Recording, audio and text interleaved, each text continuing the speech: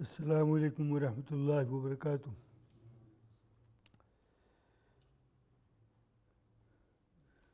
جملہ حاضرین کرام، ناظرین کرام، سامعین کرام اور میری اسلامی ماں اور بہنوں، آج کا درس انشاءاللہ 15 سپارے کے سورہ بنی اسرائیل کے تیسرے رکوع سے شروع ہوگا۔ اس درس کو شروع کرنے سے پہلے تمہید کے طور پر چند باتیں بیان کرنی ہیں اور ان باتوں کی روشنی میں پھر باقی باتیں انشاءاللہ آسان ہوتی چلی جائیں گی۔ آپ کو معلوم ہے ابھی 4 دن ہوئے ربیع الاول کا مبارک مہینہ ختم ہوا ہے، اور اس کے بعد کا اسلامی مہینہ ربیع الثانی ہے۔ تقریباً 2 مہینے سے آپ سنتے چلے آ رہے ہیں سیرت النبی صلی اللہ علیہ وسلم کے عنوان پر تمہید کے طور پر بہت سی باتیں بیان کر رہا ہوں، صرف اس لیے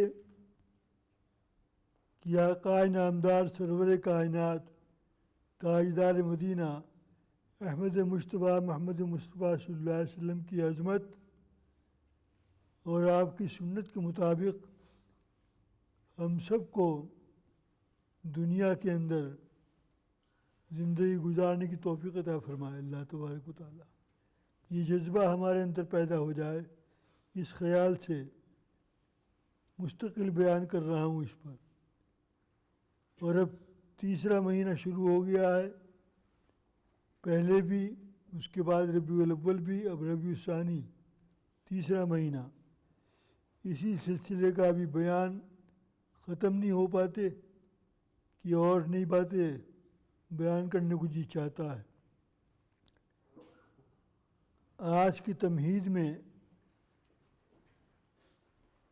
یسألک الناس عن الساعہ آیت نمبر 63 سپارہ نمبر 22 سورہ احزاب، یہ چند بات اس میں بیان کرنی ہے، اور پھر صلی اللہ علیہ وسلم کا مقام انشاءاللہ اور مزید کھلتا چلا جائے گا۔ آیت نمبر 63 سورہ احزاب،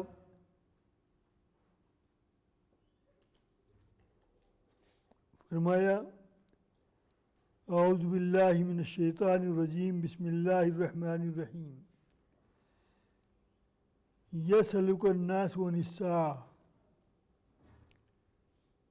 حضور اکرم صلی اللہ علیہ وسلم یہ اسلام کے مخالفین، اسلام کے دشمن،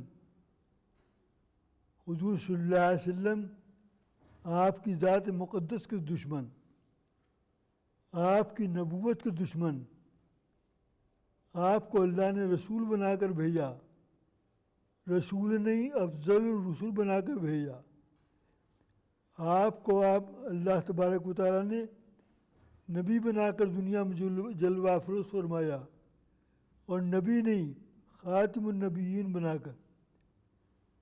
تو یہ مقامات ہیں، یہ عظمتیں ہیں حضور صلی اللہ علیہ وسلم کی، اور لوگ آپ سے چوٹ مارنے کے انداز میں، دکھ پہنچانے کے اندازے میں الٹے سیدھے سوالات پر سوالات کرتے ہیں۔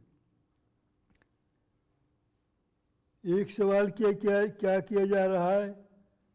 آیت نمبر 63 سورہ احزاب سپارہ 22، یسألک الناس عن الساعہ، حضور اکرم صلی اللہ علیہ وسلم لوگ آپ سے پوچھتے ہیں، سوال کرتے ہیں۔ یسألونک، کیا سوال کرتے ہیں؟ قل انما علمھا عند اللہ، لوگ آپ سے سوال کرتے ہیں قیامت کب آئے گی، قیامت کے بارے میں۔ کیونکہ حضور صلی اللہ علیہ وسلم کو اللہ تبارک و تعالیٰ نے بشیر بنا کر بھیجا. بشیر کے معنی بشارت دینے والے، بشارت کے معنی خوشخبری دینے والے. کس بات کی خوشخبری؟ دنیا میں اللہ کے بندے بن کر زندگی گزارو تو پھر خوشخبری ہے. اللہ کے بندے کب بنتے ہیں؟ جو اللہ کہتا ہے وہ مانو. جس بات کو منع کرتا ہے وہ منع کرتے ہیں، اس کو مت کرو. اور اللہ نے دنیا کے اندر ہدایتوں کے لیے 1,24,000 انبیاء کرام بھیجے. انبیاء کرام کے نقش قدم پر چلنے والے بنو. جب تم اللہ کے بندے بن جاؤ گے تو خوشخبریاں ہیں. جنت کی نعمتیں تمہارے لیے ہیں. تو آپ کو اللہ تبارک و تعالیٰ نے بشیر بنا کر بھیجا. دوسری طرف نذیر بنا کر بھیجا. اگر نہیں مانو گے، اللہ کے بندے نہیں بنو گے، شیطان کے بندے بنو گے تو پھر جہنم ہے. خوشخبری دینے والے بنا کر بھیجے اور ڈرانے والے بنا کر بھیجے. نہیں چلو گے، شیطان کے راستے پر چلو گے تو پھر جہنم ہے. تکلیفیں ہیں. تو یہ ڈراتے، تو جب ڈراتے تھے اور خوشخبریاں دیتے تھے حضور صلی اللہ علیہ وسلم تو لوگ چوٹ مارنے کے انداز میں پوچھتے تھے کہاں ہے وہ قیامت جس قیامت کی دھمکی ہم کو دیتے ہو. قل، دیکھو آیت میں، قل آپ فرما دیں حضور صلی اللہ علیہ وسلم انما علمھا عند اللہ، میں کوئی عالم الغیب نہیں ہوں کہ غیبی کی خبری جانتا ہوں. انما علمھا عند اللہ، اس کا علم قیامت کب آئے گی صرف اللہ کو ہے، اللہ کے پاس ہے. وما یدری الساعہ وما یدریک لعل الساعہ تکون قریبا، اور میں نہیں جانتا شاید قریب ہو وہ وقت آنے والا ہو. ان اللہ لعن الکافرین، آیت نمبر 64. ان اللہ لعن الکافرین وأعد لهم سعیرا، جو لوگ قیامت کی تیاری کرتے نہیں، قیامت کی فکر کرتے نہیں، قیامت سے گھبراتے نہیں، چوٹ مارنے کے انداز پر یہ باتوں پر باتیں کرتے چلے جاتے ہیں، فرمایا ایسے لوگوں پر اللہ کی لعنت. لعن. اور ایسے لوگ کون ہو سکتے ہیں؟ مسلمان تو ہو نہیں سکتے. اگر ہوں گے نعوذ باللہ تو منافق ہوں گے. ہاں، اسلام کے دشمن جو کفر کے کام کرتے ہیں ان پر اللہ کی لعنت ہے. وأعد لهم سعیرا، اور جہنم کی بھڑکتی ہوئی آگ ان کے لیے تیار ہے. خالدین فیہا ابدا، اس جہنم کی آگ میں بھڑکتے ہوئے ہمیشہ ہمیشہ رہیں گے، کبھی جان نہیں چھوٹے گی. لا یجدون ولیا ولا نصیرا، اور کوئی ان کو جہنم کے اندر ہیلپ کرنے والا، کوئی ان کی نصرت کرنے والا، کوئی ان کی مدد کرنے والا بھول جاؤ، کوئی نہیں ملے گا. اور یاد رکھو ایک دن ایسا آنے والا ہے. آیت نمبر 66. یہ قرآن ہمارے لیے نازل ہوا، ہم اس کو اگر نہ پڑھیں، ہم اگر اس کو نہ سمجھیں تو پھر بڑی کوتاہی ہوگی. نہ معلوم کیوں ابھی خیال آ گیا کہ یہ بیان کروں، تیاری کچھ اور کر کے آیا تو صحیح بات جو ہے تمہید میں یہ بیان کروں. فرمایا ایک دن ایسا آنے والا ہے یوم تقلب وجوہہم فی النار، اس دن نافرمانوں کے چہرے آگ کے اندر جھلس کر رہ جائیں گے، نافرمان جو بھی ہوں گے. اور یوں کہیں گے یقولون یا لیتنا اطعنا اللہ واطعنا رسولا، اور کہیں گے کیا اچھا ہوتا ہم اللہ کی اطاعت کرتے، اللہ کی بات ماننے والے بنتے، اور صرف اللہ ہی کی نہیں، واطعنا رسولا، رسول اکرم صلی اللہ علیہ وسلم کی بھی اطاعت کرتے، ان کی بھی بات مانتے، ان کی بھی سنتوں پر عمل کرتے۔ اور کیا کہیں گے؟ آیت نمبر 67، وقالوا ربنا، دنیا میں اللہ کو مانتا نہیں تھا، اب کہے گا ربنا، او مائی رب، او مائی گاڈ، آج کہے گا وقالوا ربنا، اور کہے گا اے ہمارے رب، اطعنا سادتنا وکبر آنا فاضلونا سبیلا، اے ہمارے اللہ، یہ تھے ہمارے بڑے دنیا میں جو چودھری بنے بیٹھے تھے، جو ہر طریقے سے قوم کی ناک بنے بیٹھے تھے، یہ چونکہ اپنے وقت کے بڑے تھے اور ہم کمزور تھے، غریب تھے، مسکین تھے، نادار تھے، کرسیاں اور تخت اور حکومت اور مال و جاہ ان کے ہاتھ میں تھا۔ ربنا اطعنا سادتنا، ہم نے تو اپنے بڑوں کی بات مانی، جو بڑے کہتے تھے ہم وہ کرتے تھے، ہم تو تھے ہی چھوٹے۔ وکبر آنا، اور یہ ہمارے بڑے تھے، اکبر اسی سے نکلا ہے، کبر آنا، فاضلونا سبیلا، ان ہمارے بڑوں نے ہم کو غلط راستہ دکھایا، ان ہمارے بڑوں نے ہم کو غلط راستے پر چلانے کی کوشش کی، خود بھی غلط کام کرتے تھے، گناہ کے کام کرتے تھے، اور ہم سے بھی کرواتے تھے، جو یہ کرتے تھے ہم وہی کرتے تھے، ہم نہ کریں تو ہمارے ساتھ زیادتی ہوگی، ہم پر ظلم ہوگا۔ ربنا، ہم نے اپنے بڑوں کے طریقے پر کوئی اختیار کیا جو ہمارے بڑے بنے بیٹھے تھے اور یہ غلط راستے پر تھے، اور انہوں نے ہم کو غلط راستے پر لگایا، یہ خود بھی غلط راستے۔ پھر کہے گا آیت نمبر 68، ربنا، بار بار کہہ رہا ربنا ربنا، اے ہمارے رب، ہمیں آپ عذاب میں ڈالیں، لیکن آتیہم ضعفین من العذاب، ان ہمارے بڑوں کو ہم سے دگنا عذاب دے۔ ہم تو جا ہی رہے ہیں جہنم میں، ٹھیک ہے، ڈال دیں جہنم میں، لیکن ان ہمارے بڑوں کو جن کی وجہ سے ہم جہنم میں جا رہے ہیں، ان کو ہم سے ڈبل عذاب دے۔ وَلْعَنْهُمْ لَعْنًا كَبِيرًا، اور اے اللہ، صرف لعنت بھیجنے سے کام نہیں چلتا، وَلْعَنْهُمْ لَعْنًا كَبِيرًا، ان پر بہت بڑی بڑی لعنتوں پر لعنتیں بھیج۔ سمجھ میں آ رہا ہے؟ کبیرہ، ایک لعنت نہیں، بہت بڑی بڑی لعنت ان پر بھیج۔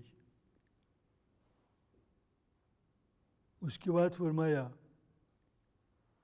یا ایھا الذین آمنوا، اب یہ مسلمانوں کی بات ہو رہی ہے، اوپر کافروں کی بات تھی، مسلمانوں کی بات ہے۔ یا ایھا الذین آمنوا، اے مسلمانوں، لا تکونوا کالذین آذوا موسیٰ، ہرگز تم ایسے مت بننا جس طریقے پر موسیٰ علیہ السلام کی قوم تھی، اور موسیٰ علیہ السلام کی قوم اپنے وقت کے نبی موسیٰ علیہ السلام کو تکلیفوں پر تکلیفیں پہنچاتی تھی۔ کہاں موسیٰ علیہ السلام اور کہاں حضور اکرم صلی اللہ علیہ وسلم، کتنی سنچریوں کا فاصلہ ہے۔ مقصد سنانے کی کیا ہے مسلمانوں کو؟ یہ مقصد ہے کہ موسیٰ علیہ السلام کو جو تکلیفیں پہنچائیں، موسیٰ علیہ السلام کے زمانے کا وزیر اعظم کون تھا؟ بولو نا، فرعون کتنا ظلم کرتا تھا وقت کے نبی کے ساتھ۔ تو اے مسلمانوں، تم اپنے وقت کے نبی کے ساتھ، یعنی حضور اکرم صلی اللہ علیہ وسلم کے ساتھ، تم کسی بھی قسم کی نافرمانی مت کرنا، آپ کو تکلیف مت پہنچانا، آپ کو اذیت مت پہنچانا. فبرأہ اللہ مما قالوا، موسیٰ علیہ السلام پر جو تہمتیں لگاتے تھے، جو تکلیفیں پہنچاتے تھے، اللہ نے ان کو ان سے بری کیا. وکان عند اللہ وجیہا، اور وہ تو اللہ کے نزدیک بڑے بلند مقام کے انسان تھے. اللہ نے ان کو نبی بنایا تھا. پھر کہا آیت نمبر 70، یا ایھا الذین آمنو، یہی لفظ اوپر والی آیت میں تھا. یا ایھا الذین آمنو، اے مسلمانوں، اتقوا اللہ، ہمیشہ ہمیشہ اللہ سے ڈر کر چلنے والے بنو. اللہ سے ڈرتے رہو. ڈرنے کا ہم حق ادا کر نہیں سکتے، لیکن کوشش ہی کرو کہ ڈرنے والا بنو. کوئی کام اللہ کی نافرمانی کے لیے نہ ہو جائے، اللہ کو غصہ نہ آ جائے میرے اوپر، اللہ مجھے جہنم میں نہ ڈال دے ناراضگی کی وجہ سے.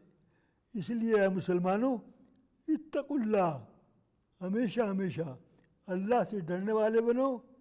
اور وقولوا قولا سدیدا، جب بات کرو بڑی سچی، سیدھی اور صاف بات کرو. ایسی بات مت کرو بات کر رہے ہو اور اس کے دو مطلب نکلتے ہو، اور بعد میں کہتے ہو ویری سوری. یہی کہہ کہ جان چھڑا لیتے ہیں نا. ایسی بات مت کرو، سیدھی بات کرو، صاف بات کرو. اگر تم نے غور سے سننا، اگر تم نے اللہ سے ڈر کر زندگی گزاری، بات 1000 کی ایک وہیں آئے گی. اللہ سے ڈرنا کیا ہے؟ اللہ سے ڈرنا یہ ہے کسی بھی کام میں اللہ کی نافرمانی نہ ہو. جو اللہ چاہتے ہیں بس وہی کرو، جو اللہ کے رسول صلی اللہ علیہ وسلم چاہتے ہیں وہی کرو. اللہ کو الگ نہیں کیا جائے گا، رسول کو الگ نہیں کیا جائے گا. اللہ کی ناراضگی رسول کی ناراضگی ہے، رسول کی ناراضگی اللہ کی ناراضگی ہے. فرمایا اے مسلمانوں، اگر تم اللہ سے ڈر کر چلنے والے بنے اور بات پاک صاف سیدھی اور سادی کرنے والے بنے تو کیا ہوگا؟ سنو آیت نمبر 71. تو پھر کیا ہوگا؟ پھر ہم تمہارے ساتھ کیا کریں گے؟ چونکہ تم ہم سے ڈرنے والے تھے، اب بتائیں ہم کیا کریں گے تمہارے ساتھ؟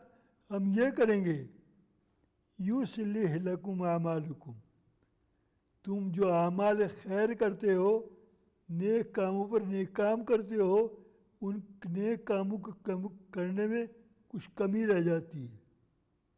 پتہ نہیں کتنی کمیاں رہ جاتی ہیں.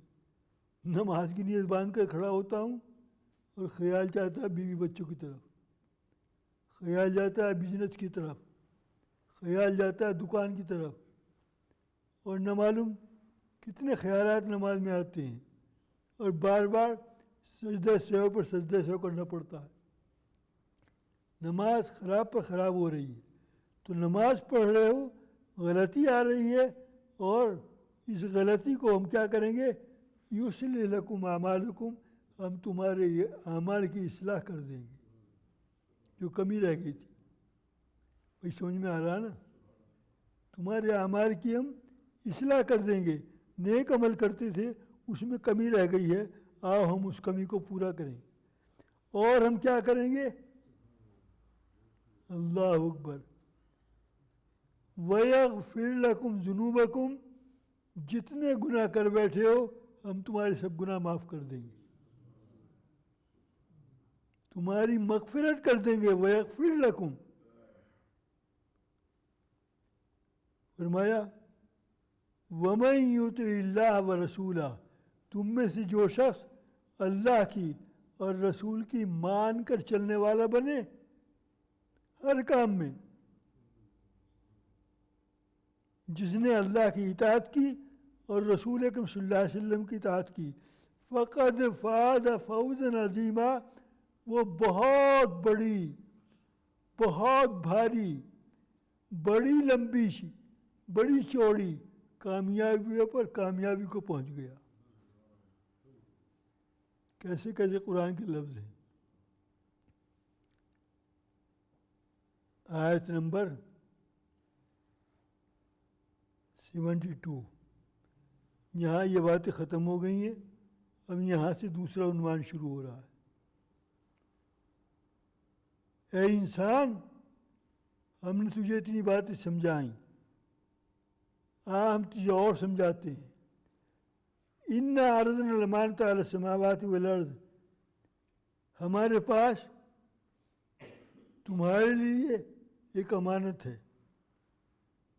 دیکھو قرآن، امانہ، امانت کہتے ہیں۔ اِنَّا عَرَضْنَا الْأَمَانَةَ، ہمارے پاس ایک امانت ہے، ہم نے اس امانت کو آسمانوں کے سامنے پیش کیا اور آسمانوں سے کہا یہ امانت لے لو، فائدے میں رہو گے۔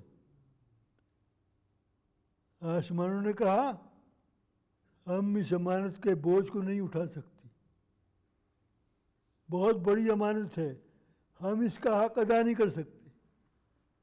جب آسمانوں نے انکار کر دیا، ایک نہیں ساتوں آسمانوں نے انکار کر دیا، پھر ہم نے اس امانت کو زمین کے سامنے پیش کیا۔ جب زمین کے سامنے پیش کیا، ہے زمین تو اس امانت کو اٹھا لے۔ زمین نے جواب دیا میں اس کو نہیں اٹھا سکتی، میرے اندر اتنی ہمت طاقت نہیں ہے۔ پھر کیا ہوا؟ والجبال، آسمان آئے، زمین آئی، اب پہاڑ آئے۔ والجبال، اور ہم نے اس امانت کو پہاڑوں کے سامنے پیش کیا کہ تم اس پہاڑوں کو، اس امانت کو اٹھا لو، تم تو بہت بھاری ہو، بڑے طاقتور ہو، بڑے مضبوط ہو، بڑے پکے ہو اور جمے بیٹھے ہو، تم اس امانت کو اٹھا لو۔ پہاڑوں نے کہا نہیں، ہم بھی نہیں اٹھا سکتے۔ زمین نے بھی انکار کر دیا، آسمانوں نے بھی انکار کر دیا اور پہاڑوں نے بھی انکار کر دیا، اس امانت کو اٹھا لو۔ فَأَبَيْنَ أَن يَحْمِلْنَهَا وَأَشْفَقْنَ مِنْهَا، پھر ہم نے کیا کیا؟ آسمانوں کے درمیان، پھر ہم نے کیا کیا؟ زمینوں کے درمیان، ایک زمین نہیں 7 زمینیں ہیں، ایک آسمان نہیں 7 آسمان ہیں، 14 کے 14 طبق کے درمیان ہم نے اس امانت کو پیش کیا۔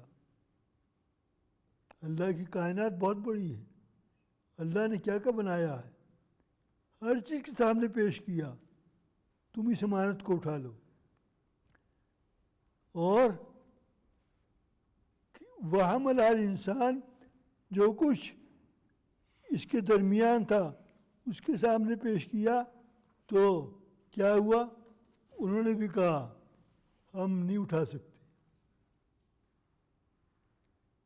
جب سب نے انکار کر دیا، اس کے بعد کیا ہوا؟ اللہ نے انسان کے سامنے پیش کیا۔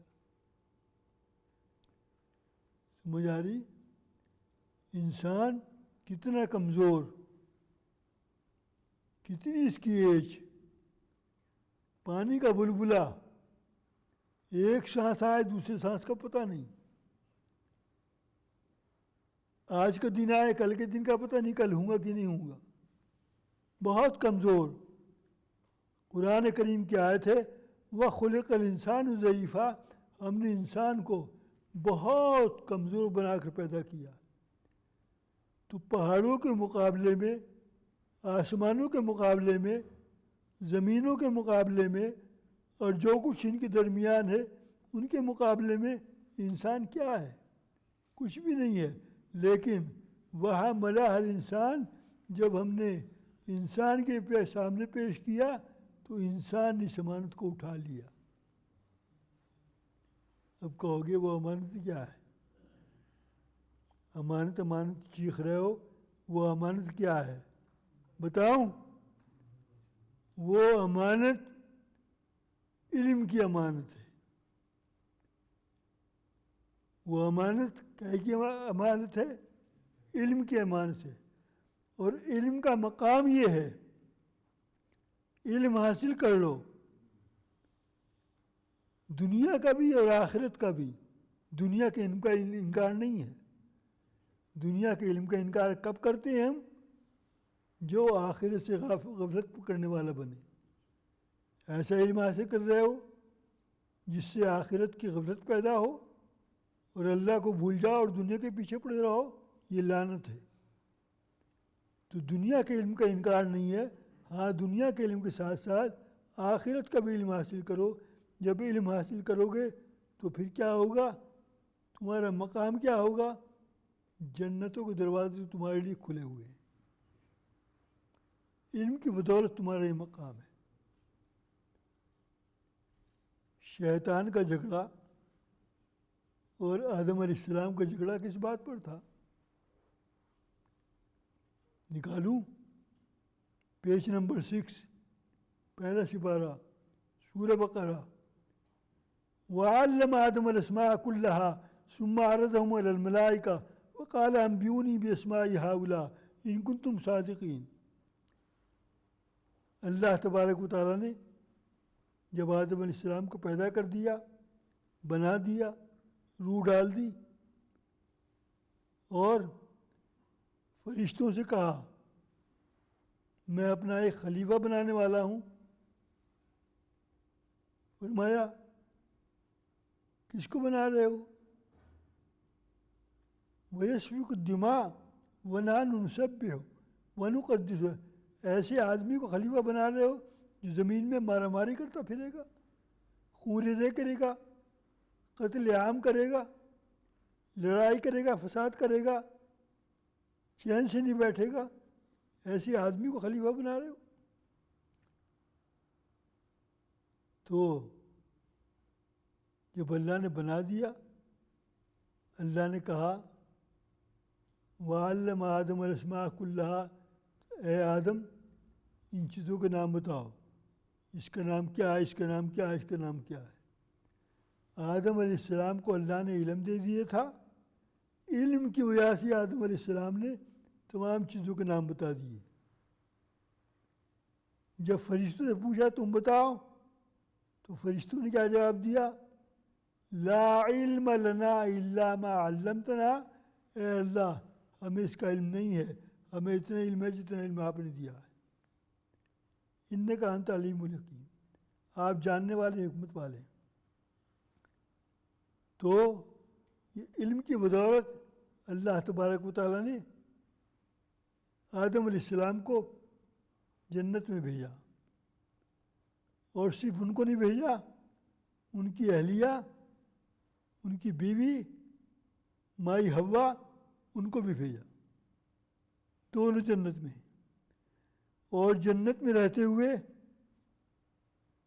شیطان نے اللہ کی بات نہیں مانی، تو اللہ نے شیطان کو مردود کر دیا، ملعون کر دیا، مغضوب کر دیا. تو شیطان کی اور آدم علیہ السلام کی آپس کے اندر لگنے لگی. تو میں کہہ ہی رہا تھا، علم کی وجہ سے اللہ تبارک و تعالیٰ نے انسان کو اس کا متحمل بنایا، اور انسان نے اس علم کو اٹھا لیا. اور پھر قرآن کریم کیا کہہ رہا ہے؟ بجائے اس کے قرآن کریم تعریف کرتا، اس کا درجہ بہت بڑا ہے انسان کا، اس نے امانت کے بوجھ کو اٹھا لیا. لیکن قرآن اس کے آگے کیا کہہ رہا ہے؟ اِنَّهُ كَانَ ظَلُومًا جَهُولًا. ارے یہ انسان تو بہت بڑا ظالم ہے اور بہت بڑا جاہل ہے. تو قرآن کو تعریف کرنی چاہیے تھی. یہ کیوں کہہ رہا ہے قرآن؟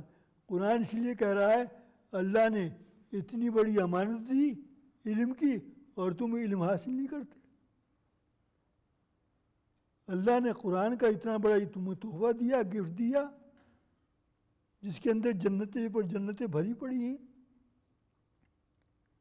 قرآن کریم کے اندر آیتیں ہیں 6,666 حدیث کے اندر آتا ہے. کتنی مرتبہ آپ نے سنا ہوگا، میں تو یاد دلا رہا ہوں، کوئی نئی بات نہیں ہے. قرآن کریم کی ایک آیت پڑھو، جنت کے ایک درجے پر چڑھ جاؤ. دوسری آیت پڑھو، دوسرے درجے پر چڑھ جاؤ. تیسری آیت پڑھو، تیسرے درجے پر چڑھاؤ. الحمدللہ رب العالمین ایک آیت، الرحمن الرحیم دوسری آیت، مالک یوم الدین تیسری آیت. تو قرآن کریم کے درجے کتنے ہوئے؟ جتنی قرآن کی آیتیں ہیں اتنے درجے ہوئے. 6,666. فرمایا اتنے بڑے بڑے درجے اور تو اس کا علم حاصل نہیں کرتا، تو قرآن کو پڑھنا نہیں سیکھتا، تو قرآن کو سننے نہیں بیٹھتا، تو قرآن پر ایمان نہیں لاتا، تو قرآن پر عمل نہیں کرتا، تو تیرے سے بڑا ظالم اور جاہل اور کون ہوگا؟ اس لیے قرآن نے یہ بات کہی. یہاں تک یہ تمہید تھی. آگے اور ایک آیت وہ بھی پڑھ دیتا ہوں. لیعذب اللہ المنافقین والمنافقات والمشرکین والمشرکات.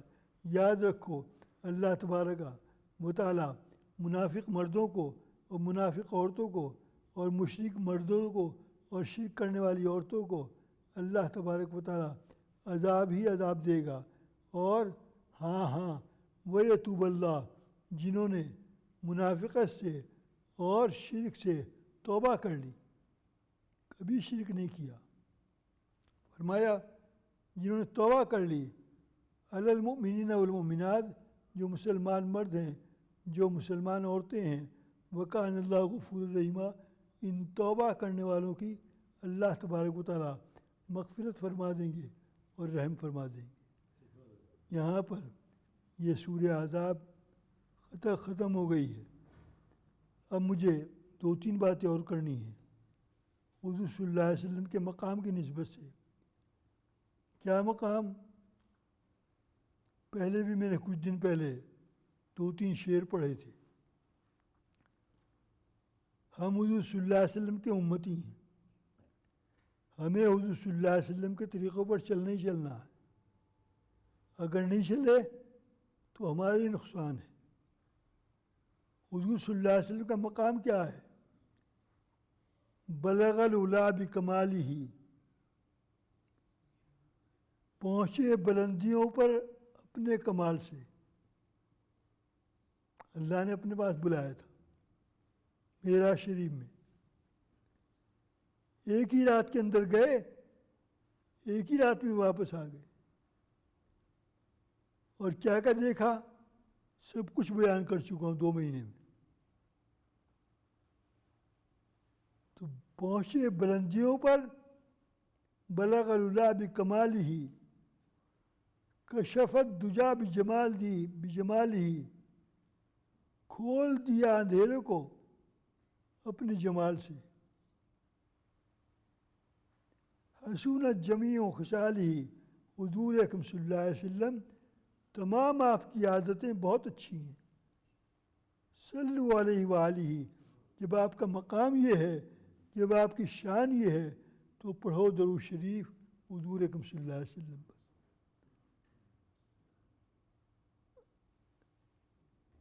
یہ حضور صلی اللہ علیہ وسلم کی شان تھی. اور حضور صلی اللہ علیہ وسلم کی وقت کے دشمنوں نے کیا گد بنائی ہے، یہ مستقل بیان کرتے چلا رہا ہوں. ایک مرتبہ کیا ہوا، یہ واقعہ پیش آیا کہ حضور صلی اللہ علیہ وسلم کے چہرے مبارک پر تیر مارا.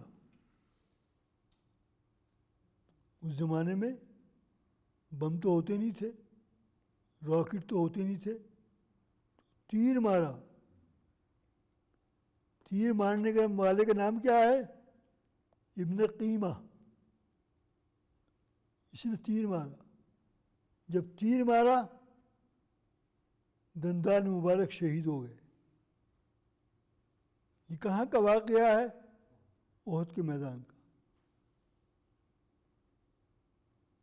ایک کافر نے حضور اکرم صلی اللہ علیہ وسلم کے سر پر اور ہاتھ پر تلوار ماری، ہاتھ زخمی ہو گیا، خون خون ہو گیا، اور اس کے بعد اس قسم کے بے شمار واقعات پر واقعات ہوتے رہے۔ ایک مرتبہ کیا ہوا، اللہ تبارک و تعالیٰ کے پیارے نبی محمد صلی اللہ علیہ وسلم نے خیبر اس کو فتح کر لیا، مدینہ منورہ سے ملا ہوا ہے۔ جب خیبر فتح ہو گیا تو ایک عورت نے، کیسے کیسے اسلام دشمن تھے، حضور صلی اللہ علیہ وسلم کی دعوت کی، کھانے پر بلایا، اور نعوذ باللہ ثم نعوذ باللہ کھانے کے اندر زہر ملا دیا۔ وقت کے نبی ہیں، خاتم الانبیاء ہیں، امام المرسلین ہیں، افضل البشر ہیں، اور آپ کی ذات مقدس کو ختم کرنے کے لیے کھانے میں زہر دلا کر کھانے کی دعوت کر رہی۔ بات وہیں آئے گی، حضور صلی اللہ علیہ وسلم کو نعوذ باللہ علم غیب نہیں تھا۔ اگر علم غیب ہوتا تو اس کھانے کو کبھی نہ کھاتے جس میں زہر ملا ہوا ہے۔ حضور صلی اللہ علیہ وسلم نے کھانا شروع کر دیا، ابھی ایک ہی نوالا کھایا تھا، کھا لیا، یہ نہیں کھایا، ایک ہی نوالا کھایا تھا، کھانے میں سے آواز آتی ہے، کھانا کہتا ہے یا رسول اللہ صلی اللہ علیہ وسلم میرے اندر زہر ملا ہوا ہے، آپ مجھے نہ کھائیں۔ کیا مقام ہے، سمجھ میں آئے گی بات؟ اللہ نے مجھے آپ کو بولنے کی طاقت دی، وہاں کھانا بول رہا ہے، اور ایک ٹکڑا کھا لیا اور وہ ٹکڑا اندر بھی چلا گیا زہر کا، اس کی وجہ سے حضور صلی اللہ علیہ وسلم کو بڑی سخت تکلیف پہنچنی تھی، زہر ملا ہوا ہے، کب تک اثر نہیں کرے گا؟ جب کھانے سے آواز آئی تو حضور صلی اللہ علیہ وسلم نے پوچھا اس عورت سے، تو نے کھانے میں زہر ملایا، کیوں ملایا؟ کہنے لگی مجھے آپ کا امتحان لینا تھا، اگر آپ سچے رسول ہیں تو اس زہر کا اثر آپ کے اوپر نہیں ہوگا، اور اگر آپ جھوٹے رسول ہیں تو ہماری جان آرام سے چھوٹ جائے گی۔ یہ جواب دیا، لیکن حضور صلی اللہ علیہ وسلم نے اس کو معاف فرما دیا، زہر دینے والی عورت کو کچھ نہیں کہا۔ اور یقین کریں، اسلام کی تاریخ پڑھو، حضور صلی اللہ علیہ وسلم کی حیات طیبہ کو سامنے دیکھو، وہ زہر زندگی کے آخری لمحے تک تکلیف دیتا رہا، اور آپ نظر کے عالم میں آخری وقت میں یہ فرما رہے تھے کہ میری شہرک کو وہ زہر کاٹ رہا ہے، اب بھی مجھے تکلیف ہو رہی۔ اس قدر حضور صلی اللہ علیہ وسلم کو تنگ کیا گیا۔ ایک موقع پر کیا ہوا،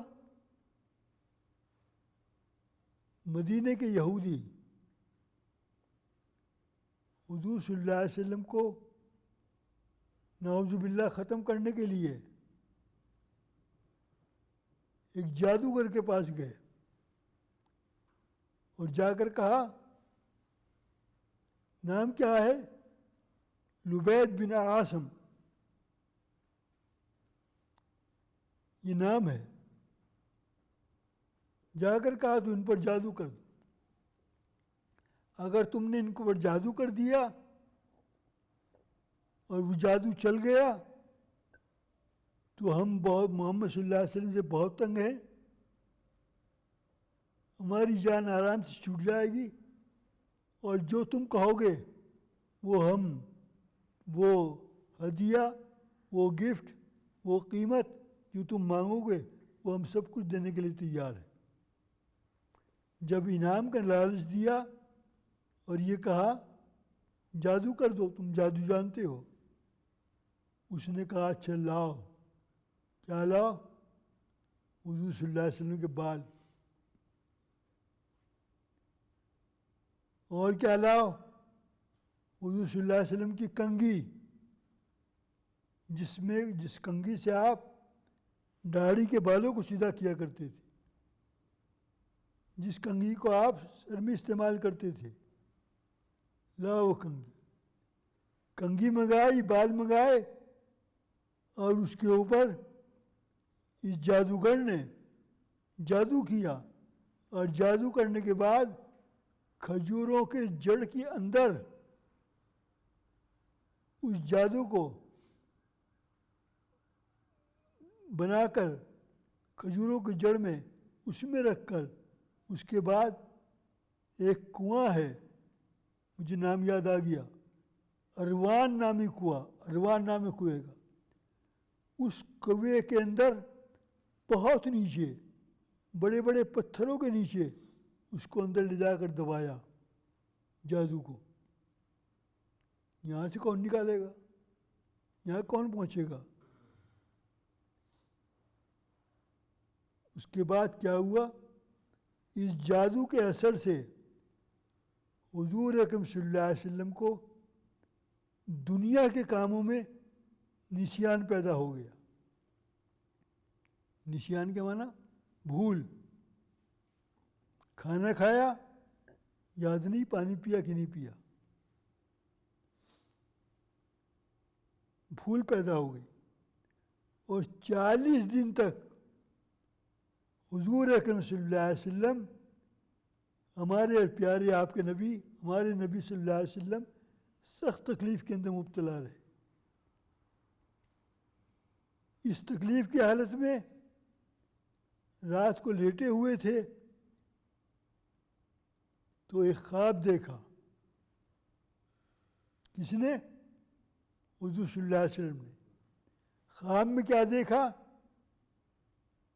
2 شخص آئے ہیں۔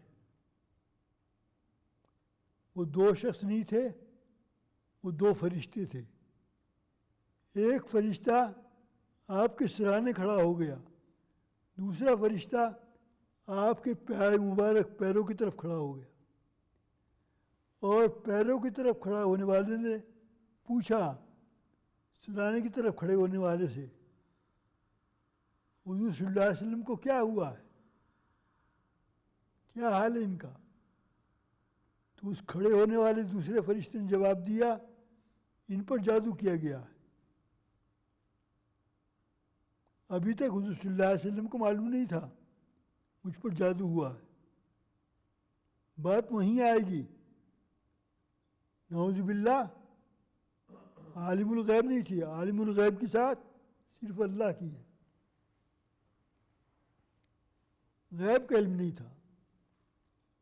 غیب کا علم ہوتا تو کھانا کیوں کھاتے زہر کا؟ تو کہ اچھا جادو ہوا ہے، جواب دیا یہ جادو کہاں پر ہوا ہے، کہاں پر رکھا ہوا ہے؟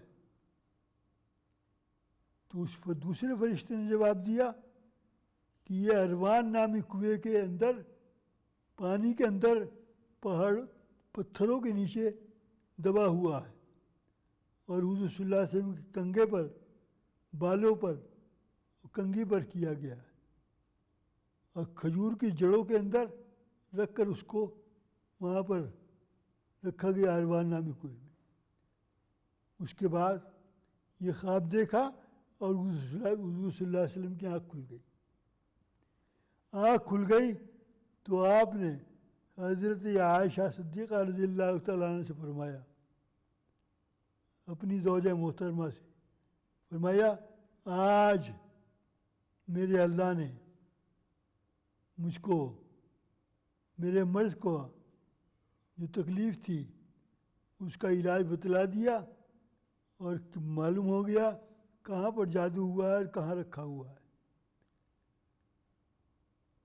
اس کے بعد کیا ہوا؟ حضور صلی اللہ علیہ وسلم نے غوطہ خوروں کو بلایا، غوطہ خور جو پانی کے اندر چلے جائیں، اور جو نشاندہی کیجیے پتھروں کے نیچے فلاں جگہ پر اس کنویں کے اندر اروان نامی کنویں میں رکھا ہوا ہے، تو جا کر بلایا، غوطہ خور اندر کودے کنویں کے اندر اور وہ اندر تک گئے، پانی کے اندر جانے کے بعد اس پتھروں کو ہٹایا اور وہاں سے وہ جادو کے بکس کو نکالا۔ جب جادو کو نکالا باہر لائے تو دیکھا ایک ڈوری سی ہے بالوں کی، اور اس کے اندر 11 گرے لگی ہوئی ہیں، 11 گرہ۔ ان 11 گروں کو کھولنے کی کوشش کرتے ہیں تو کھلتی نہیں ہے۔ گرہ سمجھتے ہو نا، گرہ لگی ہوئی ہے، ان 11 گروں کو کھولنے کی کوشش کرتے ہیں، کھلتی نہیں ہے۔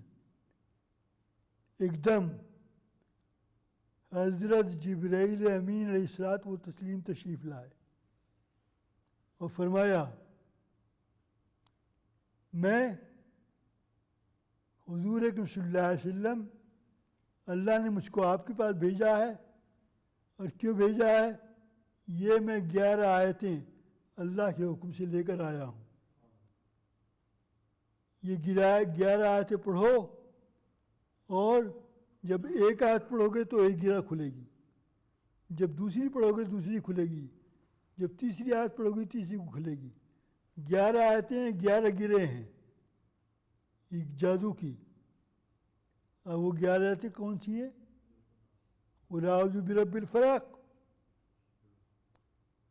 مِنْ شَرِّ مَا خَلَقَ وَمِنْ شَرِّ غَاسِقٍ إِذَا وَقَبَ وَمِنْ شَرِّ النَّفَّاثَاتِ فِي الْعُقَدِ وَمِنْ شَرِّ حَاسِدٍ إِذَا حَسَدَ۔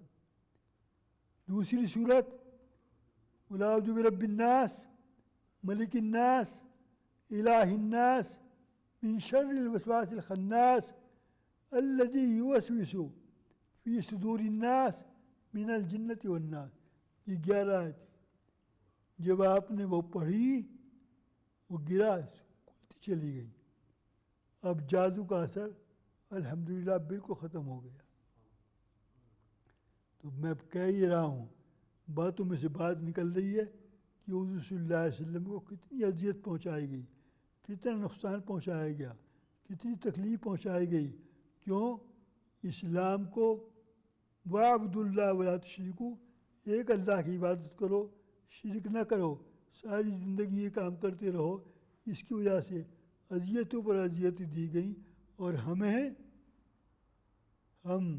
حضور صلی اللہ علیہ وسلم کی بات نہ مان کر، آپ کی سنتوں کو زندہ نہ کر کے، ہم حضور صلی اللہ علیہ وسلم کو تکلیفوں پر تکلیفیں پہنچا رہے ہیں۔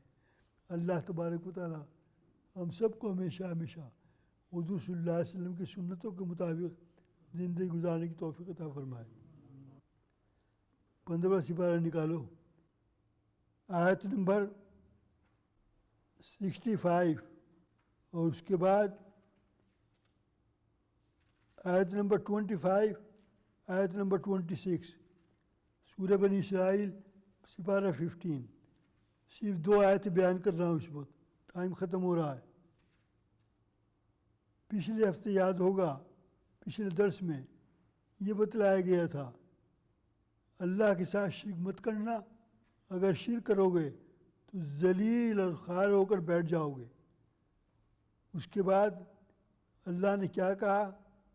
آیت نمبر 23، وَقَضَىٰ رَبُّكَ أَلَّا تَعْبُدُوا إِلَّا إِيَّاهُ وَبِالْوَالِدَيْنِ إِحْسَانًا إِمَّا يَبْلُغَنَّ عِندَكَ الْكِبَرَ أَحَدُهُمَا أَوْ كِلَاهُمَا فَلَا تَقُل لَّهُمَا أُفٍّ وَلَا تَقُل لَّهُمَا قَوْلًا كَرِيمًا۔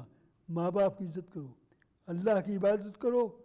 وَقَضَىٰ رَبُّكَ أَلَّا تَعْبُدُوا إِلَّا إِيَّاهُ، اللہ کے علاوہ کسی کی عبادت نہیں، اور اللہ کی عبادت کے بعد والدین کی بات مانو۔ اور اگر ان میں سے کوئی بوڑھا ہو جائے یا دونوں بوڑھے ہو جائیں، ماں بھی اور باپ بھی، تو ان کو اف بھی مت کرو۔ اور وَلَا تَنْهَرْهُمَا، کبھی ان کو جھڑکو مت۔ وَقُل لَّهُمَا قَوْلًا كَرِيمًا، اور ان کے سامنے عزت سے پیش آؤ۔ وَخْفِضْ لَهُمَا جَنَاحَ الذُّلِّ مِنَ الرَّحْمَةِ، اور ان کے سامنے بڑی نرمی سے بات کرو اور ان کے لیے یہ دعا کرو، اے اللہ تو ان کے ساتھ رحم کا معاملہ فرما جس طرح انہوں نے میرے ساتھ رحم کا معاملہ فرمایا ہے۔ یہ فرمانے کے بعد آیت نمبر 25، ربکم اعلم بما فی نفوسکم، تمہارا اللہ جانتا ہے تم ماں باپ کی عزت کر رہے ہو کہ نہیں کر رہے، ماں باپ کا حق ادا کر رہے کہ نہیں کر رہے، ماں باپ کی قدر کر رہے کہ نہیں کر رہے، اللہ جانتا ہے تمہارے دلوں میں ہے کیا۔ ان تکونوا صالحین، اگر تم نیک ہوں گے، فإنہ کان للأوابین غفورا، تو اللہ تبارک و تعالیٰ تمہاری ان کوتاہیوں کو جو تم ماں باپ کے حق میں کرتے چلے آ رہے ہو معاف فرما دیں گے، اور تمہاری توبہ کو قبول کرنے والے بنیں گے اور تمہاری مغفرت کر دیں گے۔ وآخر دعوانا ان الحمدللہ رب العالمین۔ آیت نمبر 25 تک یہ چند باتیں آج بیان کی، انشاءاللہ باقی آئندہ۔